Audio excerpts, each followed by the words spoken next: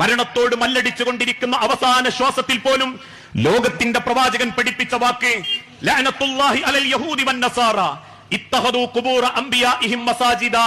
എന്തുകൊണ്ടാണ് ജൂത ക്രൈസ്തവന്മാരെ അള്ളാഹു ശപിക്കാനുള്ള കാരണം? ഇത്തഖദു, അവർ പണിതിരുന്നു, അവർ നിർമ്മിച്ചിരുന്നു, ഖുബൂറ അംബിയാഇഹിം, അംബിയാക്കളുടെ കബറിന്റെ മേലെ, മസാജിദ, പള്ളികൾ നിർമ്മിച്ചിരുന്നു.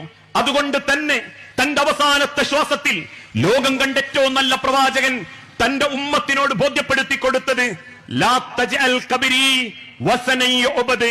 ഈ മുഹമ്മദായ പ്രവാചകനായ ഞാനാണ് മരിക്കുന്നതെങ്കിൽ പോലും എന്റെ ഖബറിനെ നിങ്ങൾ ആരാധനാ സ്ഥലമാക്കി മാറ്റരുത്, എന്റെ ഖബറിനെ നിങ്ങൾ ആഘോഷ സ്ഥലമാക്കി മാറ്റരുത്.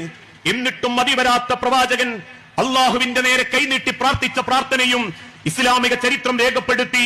അല്ലാഹുമ്മ ലാ തജ്അൽ ഖബരി ഈദാ, എന്റെ രക്ഷിതാവേ എന്റെ ഖബറിനെ ഒരിക്കലും നീ ആഘോഷത്തിന്റെ സ്ഥലമാക്കി മാറ്റരുതേ എന്ന് ഈ പ്രാർത്ഥന പ്രാർത്ഥിച്ച് മുസ്ലിം ഉമ്മത്തിന് മാതൃക കാണിച്ചു കൊടുത്ത ആ പ്രവാചകന്റെ അനുയായികൾക്ക് ഒരിക്കലും ഒരു ജാറത്തിങ്കൽ പോയി പ്രാർത്ഥിക്കാൻ സാധിക്കുകയില്ല, ഒരു മഖബറ മൂടാൻ സാധിക്കുകയില്ല.